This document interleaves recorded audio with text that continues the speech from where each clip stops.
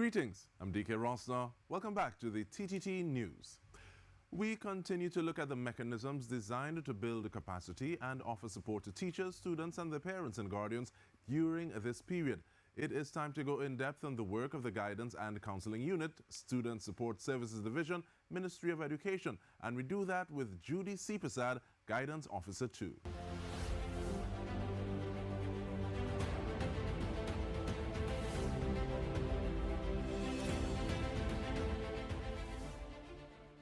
Greetings, Ms. C. Prasad. Thank you so much for making the time. I want to start off by asking, what is the Guidance and the Counselling Unit? The Guidance and Counselling Unit is a sub-unit of the Student Support Services Division. The ministry has as its mission to educate and develop children who are able to fulfill their full potential, who are healthy and growing normally, who are academically balanced, well-adjusted socially and culturally, and emotionally mature and happy. The Guidance Unit focuses on students' competencies and not just their deficiencies, and is designed to link and integrate with other programs and services in the school. Within the last decade, psychology suggests it is efficient to consider strengths and resiliency factors and protective factors when considering interventions within the Ministry of Education. So the Student Support Services addresses the career development needs of students and also follows the Ministry of Education's vision to efficiently educate and develop an intelligent, versatile, productive, and well-rounded child. Through career, academic, and psychosocial programs, we facilitate the development of students who are able to satisfy the human capital needs and sustainable development of society. And I really appreciate the fact that you say that the unit focuses on competencies as well as opposed to just what the student or the individual may be lacking. But looking to access the services of the unit, how does an individual become referred or engage with the unit to avail themselves of your services? Okay, we have different ways that you can access us, right?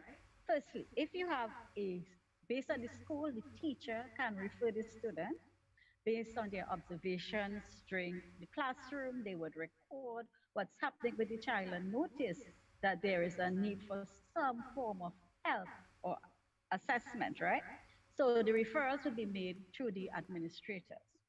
However, there are parents who may not want to go through the schools, who may have issues that they would like to discuss, and they can also make referrals directly to this Guidance Unit, either by visiting our district offices. We have 7 district offices, or they can access the school-based officer. Also, external agencies, we are one of the stakeholders, and external agencies based on their interventions with students would refer to us. An example would be Children's Authority, the Children's Court, right? We also have the opportunity where students who are of a more mature age can visit us through what we call self-referrals. They can come to us and we will be able to facilitate. And is it a matter of someone being able to, yes, you just spoke about self-referral. What about, I'm this person's friend and I'm not trained to do it, but we interact on a level that is so consistent that I feel that something is off. Can I refer someone like that or suggest you may want to go check out this unit? How does that go? Right. Well, you can suggest, right? But we cannot force an individual. If the child is under the legal age of 16, then a parent and adult guardian can be contacted, right? We can also contact social services, our school social workers who would be able to make a visit if we suspect that the child is at risk. But if the child is over the legal age, then it will have to be a decision based on the person's own choice. Okay. But understood. once it's school age, Even if the child themselves will make a referral and a friend, let's give an example. Let's say, Miss, Tommy really having problems at home. And Miss, is it possible that somebody could talk to him?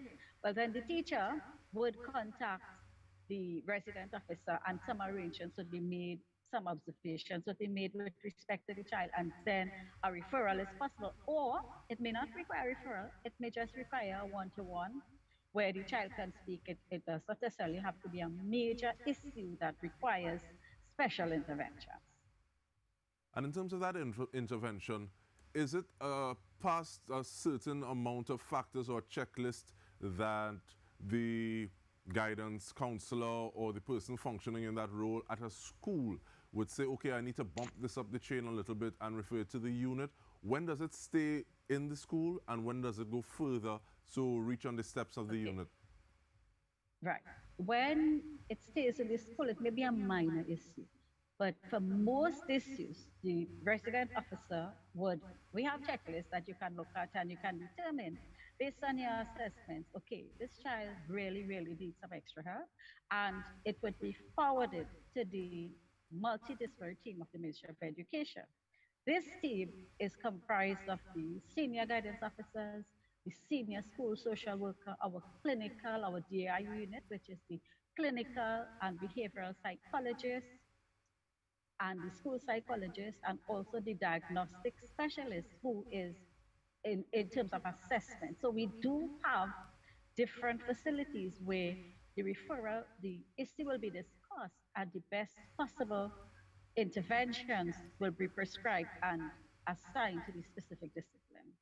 Ms. Sipa But Sad, it you see doesn't, that word? It yeah, just used the intervention. That word can be very scarier. So when you say yes, intervention, what does an intervention entail? So, okay, well, an individual has been referred and then it's decided that an intervention is needed. What does that look like? okay, okay. Let me give you an example of an intervention. Um, a child has been misbehaving in class, not performing, um, and it's not every day, but over the period of time, the teacher observes that, okay, this child has been misbehaving every day, not having lunch on campus, different issues, right? So the teacher would make a recommendation that the child be referred because she spoke to the child and he seems to have issues, right? And she has been noticing it over a period of time.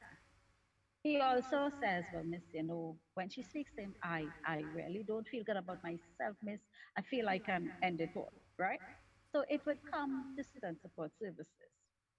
The first step, we do a parent data collection, right? We must secure a parent's consent once the child is under the legal age. We secure parents' consent to conduct interventions or to pursue interventions with this child. So in our background check, we would discuss with the parent what are some of the possibilities, what has happened in the child's life, if there has been any traumatic experiences, anything that will affect the child. And then we would make recommendations as to, okay, this is what we are going to do.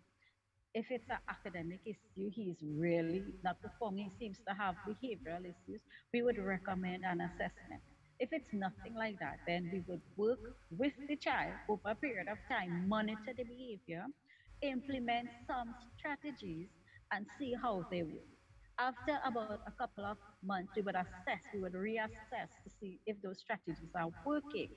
If they are not, and there's no indication of any change, well, then we would go to one of our specialized interventions where we would do an assessment. We would, through some of our checklists, some of our formal testing, and assessment would be done to determine if there is any need for anything else. After that, if the tests show, well, okay, yes, this child may have a special need, may have a learning disability or something, then special ed or special education department will take over.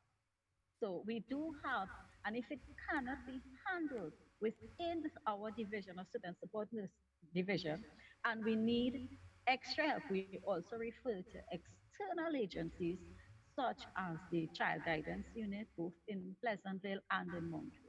And we want to And talk a we little will more about also some have, of those external agencies and stakeholders when we return from the break. We're speaking with Judy Sipasad, Guidance and Counselling Unit, Student Support Services Division of the Ministry of Education. We return with more. Stay with us.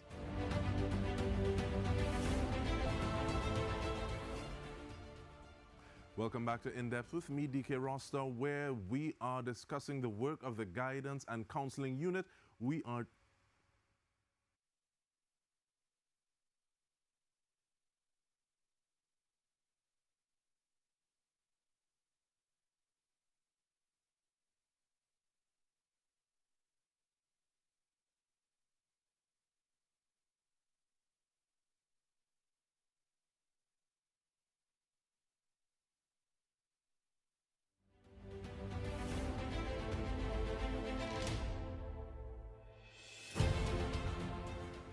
Welcome back to In-Depth with me, Dike, where we are discussing the work of the Guidance and Counselling Unit. We're doing that with Guidance Officer 2, Judy C. Prasad. And Ms. C. Prasad, who are some of those stakeholders, the external stakeholders involved or engaged with the work of the Guidance and Counselling Unit? Because we always don't realize, okay, well, this person is involved as well. Some are more apparent than others. Okay. Well, Children's Authority, the Family Court, the Ministry of Social Development, sometimes the Ministry of Gender Affairs, National Training Agency, even tutor the different principals associations, because we all interconnect. The ministry has stakeholders and we are all linked to each other. So if we have something within us that we can't deal with, like for instance, family services would go, social work will go to the home, but family services will be able to work with an entire family and access resources in terms of help financially and so on that we can't afford, because with our agencies we do not have financial considerations, right? So we are able to link up. If there is a child who is having problems at home and has to be removed from the home, Children's Authority would be our external agency in that instance. So we do have quite a few. And monitoring and evaluation of different situations, has that changed during the pandemic? Because you gave the example of a child may not be eating during class. It may be a little harder to monitor children who are still going to school remotely. So what has that monitoring and evaluation process been like during this period of time? Okay. It has been a little bit more difficult because when you are face to face with the children physically, you can see them every day. But every single day, we do have sessions with the students. Unfortunately, we are not able to identify if they're having issues at home, but we have had cases where students, parents have requested assistance with their children. And we have had where children come, Miss so and so, can I speak to you? And we do online sessions. Now we have had the opportunity of bringing student parents back to the office where we can initiate some of our interventions. But it's a little bit more difficult to monitor the situations at home. And we have had a lot of absences within the last year. So when we have absences, we have been able to record it through the schools. The principals would inform us. And we have had the social workers department in our division visit the homes. So to find out why these children had come in, we would call, we would try to encourage parents to send their children to school and to take part in their education. And earlier you spoke about having an intervention with an individual who may be exhibiting signs or symptoms of trauma. I want you to go a little further on that, talking about some of the positive effects that would have been noted after an intervention has taken place. So naturally, we're not asking for any specifics, but okay, well, a person was exhibiting, this was the sort of scenario, intervention helped achieve this result. What would something like that be? Okay, let me give you an instance. A student, let's say a student experience a suicide in their family, right? Our task, we would, social work and guidance, we would link up, we would visit the home, we would visit the child, we would have individual sessions with the child and with the family, right? Social work will do the family at the home, guidance will do the part with the child at the school. and we would link up.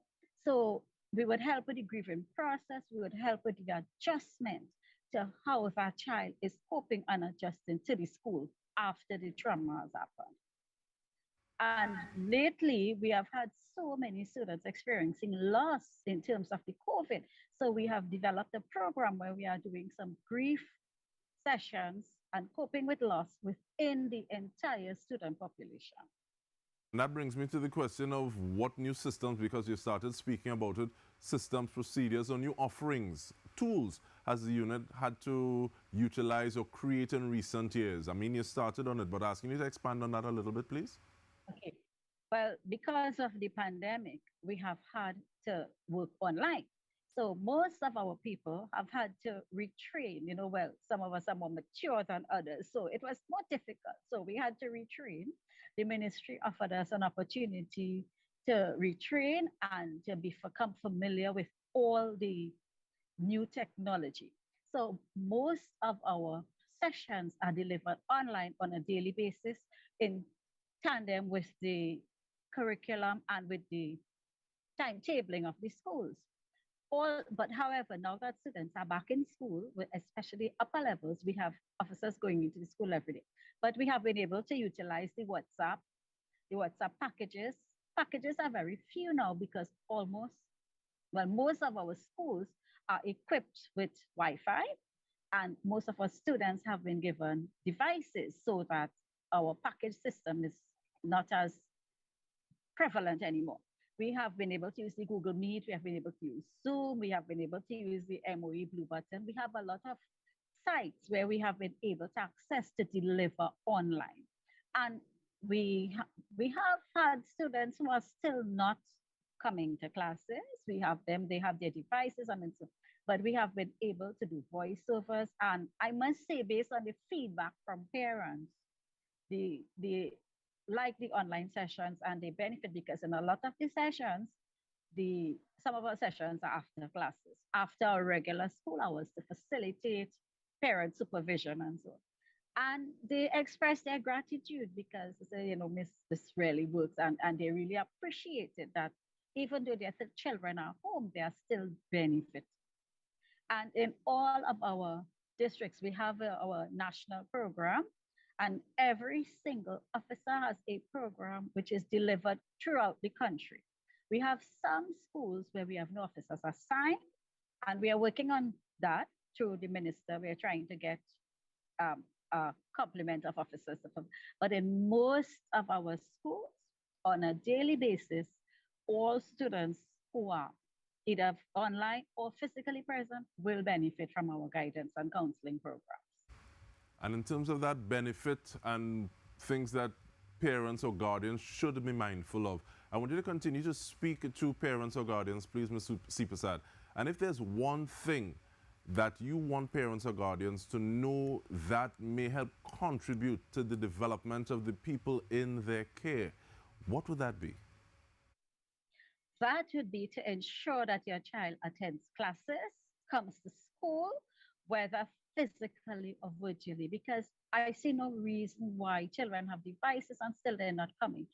Our education is our opportunity to further ourselves, to break cycles of being uneducated, and giving us so many more opportunities. So I would want parents to support their children's learning. Even if a parent cannot read or write, they can sit with their children and ask questions, ask about the day, ask what did you do in school today? Did you like what you did? Find out what is happening in your children's lives. Because we have so many children who are not supervised, who do not have that support, and they're getting lost and they're becoming dropouts and so on. So I would want parents to focus on building their children's capacities to learn and supporting the systems that are in place for them to learn. And thank you so much for that. Giving some numbers, those 622-2181, extension 1035, as well as 644-2995, extension 4112. Thank you so much, Ms. Judy Sipasad, Guidance Officer 2 of the Guidance and Counselling Unit, Student Support Services Division of the Ministry of Education. And on behalf of the entire TTT News team, I'm Dike Rostant. Thank you for joining us.